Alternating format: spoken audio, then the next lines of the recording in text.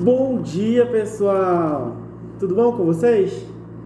Bom, turminha, hoje, como combinado e como todos os dias eu falo, né, seguindo o cronograma, é a nossa aula de ensino das artes, né? Então, o que eu quero, pessoal? Hoje a nossa aula é explicativa com um desafio aí no final para vocês. Lembrando que esse desafio de artes é valendo nota, hein? Lá no capítulo 5, pessoal, na página 29, diz assim: as origens da dança. Então, turma, é o que nós vamos estar debatendo hoje, ok? Pessoal, na página 30 já começa aqui dizendo assim, ó: a dança foi uma das primeiras formas de expressão humana. Não é possível sabermos exatamente quando as pessoas começaram a dançar, ok? Porém, as pinturas rupestres feitas há milhares de anos indicam que essa atividade é muito antiga. O que são essas pinturas rupestres? Vocês sabem, né? São aquelas pinturas bem antigas que tem nas cavernas, nas pedras, que são bem expressadas, pintadas a dedo, falando um pouquinho do que acontecia naquela época. Beleza? Tem duas imagens aí na página 30 que diz assim. Na primeira imagem diz assim, ó: pintura rupestre no Parque Nacional da Serra de Capivara, em São Raimundo Nonato, Piauí, imagem de 2010. Na segunda imagem tem a seguinte frase: pintura rupestres em um sítio arqueológico em Alta Noruega. Já parece ser mais vivo, né, com mais cor essa segunda imagem. Aí vem assim uma perguntinha bem embaixo. Faça uma descrição das pinturas rupestres retratada na página. Ou seja, você vai descrever o que essas pinturas estão representando. Ou o que está acontecendo, o que elas estão fazendo. Ok?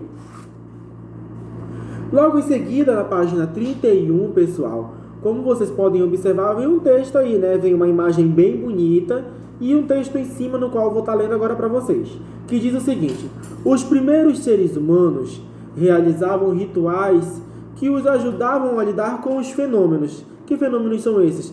Raios, relâmpagos, trovões. Os rituais, para eles, também eram mágicos, pois acreditavam que ajudavam a capturar os animais.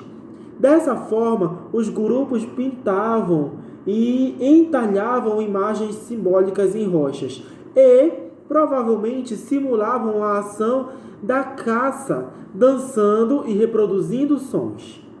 Com o tempo, o ser humano se organizou socialmente em um local fixo. Isso também já foi bastante dito aqui na escola, né?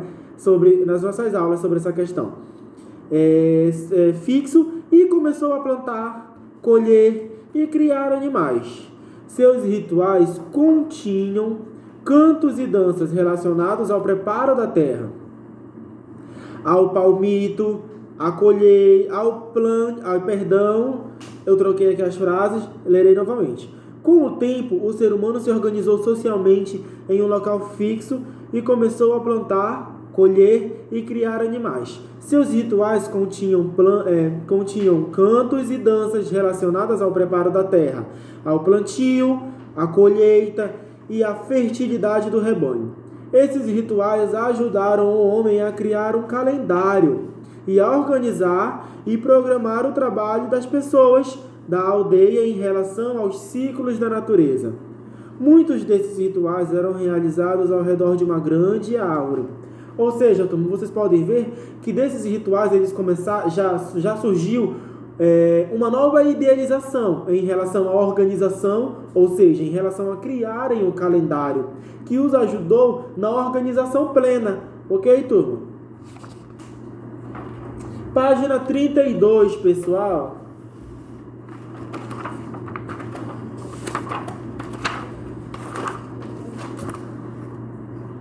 A dança, pessoal, já tem umas imagens bem legais aí embaixo também. A dança também foi importante para a civilização da antiguidade. Entre elas, a egípcia. Olha, agora nós vamos estar falando sobre a dança egípcia.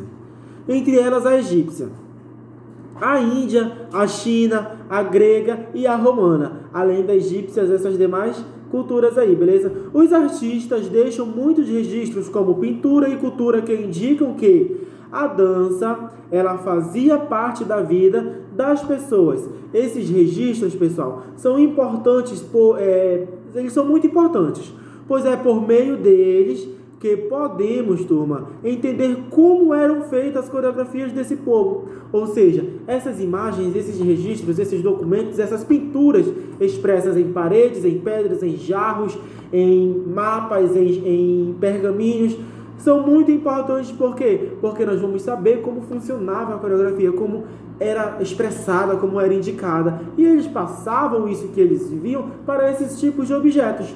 Continuando. Como as pinturas, os artistas deixaram muitos registros, como as pinturas escuras, que indicam que a dança fazia parte da vida das pessoas. Esses registros são importantes, pois é por meio deles que podemos entender como eram feitas as coreografias desse povo, bem como os contextos de suas realizações. Por exemplo, como você pode ver nessas imagens aqui abaixo, você pode ver que muitas delas eram relacionadas a práticas de rituais religiosos.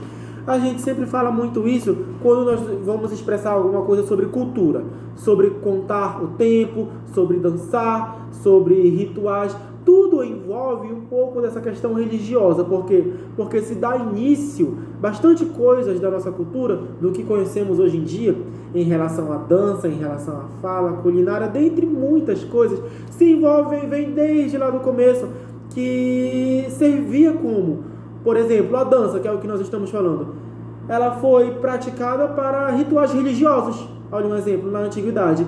Ok? Vamos lá dar continuidade, pessoal. Na página 33, a festa da árvore de maio. A dança faz parte das tradições de muitos povos. Alguns resistem ao tempo e às mudanças que ocorrem na sociedade. Um exemplo é a festa da árvore de maio, uma tradição alemã que vem da Idade Média, na qual as pessoas realizam suas celebrações em torno de uma árvore ou de um mastro. Essa festa comemora a chegada da primavera e tem como objetivo garantir a fertilidade e a manutenção da vida. Durante os festejos, os moradores de algumas cidades saem em grupo em direção à floresta, escolhem a árvore, cortam e a enfeitam enfeitam seu tronco.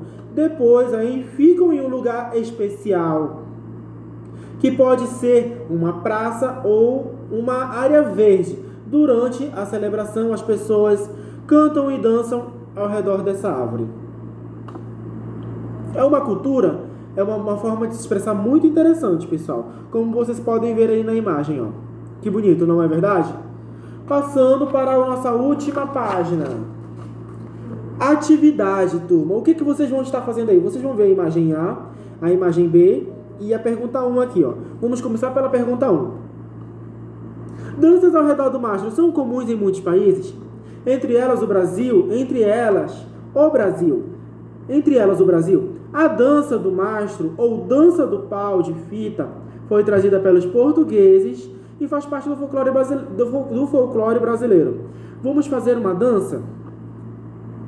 Olha só, pessoal, como vocês podem ver aqui na imagem, diz assim, ó, devem atentar aos movimentos, pois é através desse movimento contrário que as fitas são cruzadas e as fecharão o mastro. Ou seja, o desafio aí nessa dança, além de muita alegria e muita diversão, é fechar o mastro com as fitas de forma elegante. Ou seja, eles vão estar trançando, indo um de forma contrária do outro, um sentido horário, um sentido anti-horário, para poder fechar todo o mastro com a fita.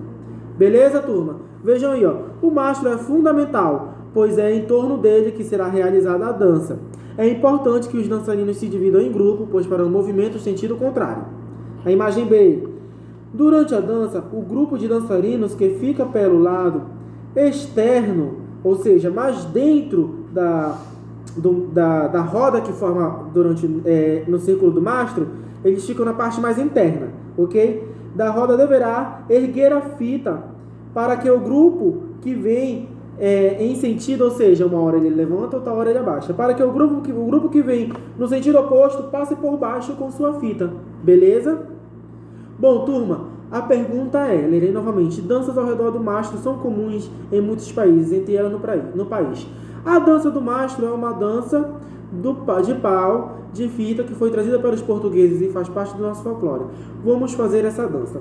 O que eu quero que vocês façam, pessoal? Vocês vão estar produzindo uma imagem sobre o que significa as fitas, sobre o que significa o mastro, sobre o significado geral dessa cultura, ou seja, a dança ao redor do mastro, beleza? É esse o desafio de vocês, mostrar qual o verdadeiro sentido, qual o verdadeiro significado dessa dança para os portugueses e como chegou aqui no nosso Brasil, ficou adaptado à nossa cultura. Beleza, pessoal? Essa aula é para a turma do 5º ano. Um grande abraço a vocês, um grande beijo e até logo, se Deus quiser. Tchau, turma!